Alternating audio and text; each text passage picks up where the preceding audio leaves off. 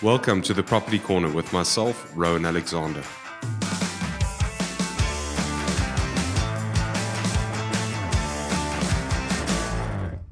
In today's episode, I'm going to be showing you where to start if you're an expat living abroad and wanting to buy property in South Africa. So following, sort of previous episodes about expats and buying property in South Africa, I've got a lot of inquiries about how to go about this, making recommendations and maybe advising as to what products we maybe have or other people may have and just giving an opinion on that. But the starting point for all of these conversations or the thing that we never get past, we can never get into detail, is I find that often expats don't know how much they would qualify for in South Africa. So we've done a couple of episodes, covering the possibility of buying property in South Africa. And we've also looked at the processes, what things may be hindrances, and but mainly been focused upon what the possibilities is, rather than the process of actually doing that and executing it. So today I want to speak to you about pre-qualifications, because we can't get into further discussions without them. So why do I say a pre-qualification is this important, and why should it be the starting point of your journey? In essence, a pre-qualification is an indication of how much a lender would be willing to lend you based upon your income and your expenditure. So it's a cost-free exercise whereby you can look at your income, compare it to your expenses, see what you have left to actually spend on property, but then also take a view on that in the way that the bank would. So it's not just the case of taking your income, minusing your expenses, and that's what you have left to spend on property. The banks don't necessarily view all forms of income in the same way. They may weight them and factor them differently. Whether you're earning a salary, a commission, over time, you earn bonuses, you might be getting existing rental income or earning income from other investments. All of these things are seen in a different way by the bank. In addition to the source of income, the way in which that income is then channeled either back to South Africa or retained abroad may have an impact on your qualification. This could potentially impact the loan to value, LTV, which is the amount that the lender is willing to lend you in comparison to the property value. It could potentially impact the term of the loan, which would be the amount of time the lender gives you to actually pay back that money. And it may impact the actual value, the total rand value, ticket value of that loan. So if you go through this pre-approval process, what it actually does is it hurries up the buying process, because it allows you to know up front what amount you could actually spend or could potentially spend on your property. And you can very quickly then narrow down suburbs, property types. You can start actually contextualizing your investment decision. Without a pre-approval, you're going to have a whole bunch of ideas and dreams and thoughts, but whether you could actually realize them is always going to be a big question mark. So to the expats out there asking the questions, I'm going to be posting a link and providing you with information that you can actually contact for us to assist you with that pre-approval. That would just mean that at the time of actually engaging, I can offer more valuable insights into strategies. Additionally, by having that pre-approval in place, it actually strengthens your negotiating position, because when you put in an offer, if it's going to be subject to mortgage finance, you show your seller the ability to actually repay or to get a loan to the value of the purchase price of the offer that you've made. That's important, because if you are competing against another offer and there's a question mark about your affordability or your ability to get a loan while based abroad, that could potentially cost you a transaction, especially in a case where you're competing against someone else. So to take those question marks out of the equation, I'd always also encourage you to have that pre-approval prior to actually signing an OTP on a property. I think I've mentioned this, but a pre-approval is a snapshot of a period in time.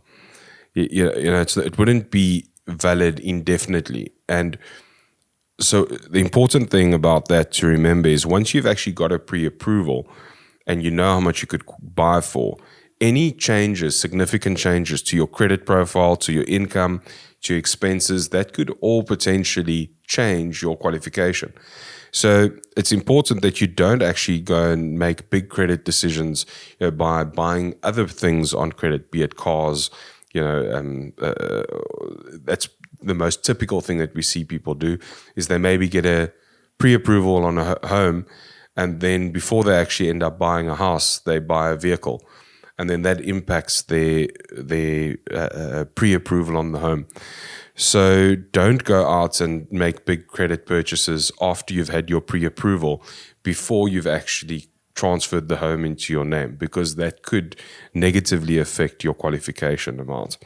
In the same way, changes in payment history, credit changes, or credit history changes could also affect you. So while it may sound like the same thing, the reality is, if you're going to start skipping payments, whether they be cell phone accounts or municipal accounts or clothing accounts, any credit payments that you then skip, even though the balance might not have gone up, you might not have increased your credit limits on other accounts. If you stop paying them and you don't make regular payments, this could also negatively affect your qualification. So be sure to continue making your payments and your obligations from the point of pre-qualification up until actually transferring the property into your name. Other things that could potentially have an impact would be things like changing of a job. So if you anticipate that you're going to be changing jobs, it's always better to have a look at how that change in job would actually affect your qualification. And again, good practice to do that pre-qualification within your existing job, so that you know how much you qualify for. And then once you've made the change to the new job, or you can anticipate, if you've already got a job offer, you know what your earnings are going to be, we can start looking at the future potential impact of that job change and give you an indication of how that will relate to your pre-qualification amount. Very often with expats, we see a higher level of job changing, especially if you're only on a contract basis. So that's something which could be quite relevant in the expat discussion. And probably the most powerful thing about going through this pre-approval process is it allows you the opportunity to make amendments to your profile, whether it be the way the money flows, the way you manage that money, debt that you may need to settle before purchasing. All of those things can be taken into account, and we can actually indicate to you, if you were to make these changes, whether they be habitual or financial, you could potentially put yourself in a higher qualification rating. And that's what I like about going through this process. I mean, simple things. The first time I bought a property, nearly 15 years ago, I sat down with my banker, and at that point in time, I didn't have any credit. Like many people ask the question, well, I don't have a credit record. It's not a necessity or, to have a credit record, but before buying property. But what was happening in my instance was, because I didn't have any debit orders or credit accounts sort of running off my primary bank account, the bank didn't like the fact that there were no payments that I couldn't control. So I was internally, within the bank's own scoring criteria, I was scoring pretty low, which sort of only put me at an 80% loan to value scoring. So regardless of income, the bank would say, well, because of your habits, they would only offer me an 80% loan. I changed my habits and I opened a credit card account, with just the minimum payment going to that credit card per month, irrespective of whether I was spending money with a credit card. And that showed the bank that I had the ability to pay or to repay, make payments that I wasn't in control of. And that moved me up from an internal scoring to a higher tiering, which immediately meant that I qualified for a 100% bond. So that's something simple, which is an habitual change rather than an income change, which took me from an 80% loan to value to a 100% loan to value. Now, by going through this pre-approval process, things like that can be identified, and you can then affect those changes so that when you get to the point of actually applying for a bond, you've given yourself the best opportunity to do so. Those changes can then also be measured so that you can see, if you do a pre-approval now, you make those changes, you do another pre-approval in 6 months' time, we've got a baseline to work from to see what changes you've made, what effect they've had on your qualification. So if you want to get cracking on this process and find out how much you qualify for, you're welcome to send me an email. My email address is rowan@aspg.co.za. We'll post that in the description below.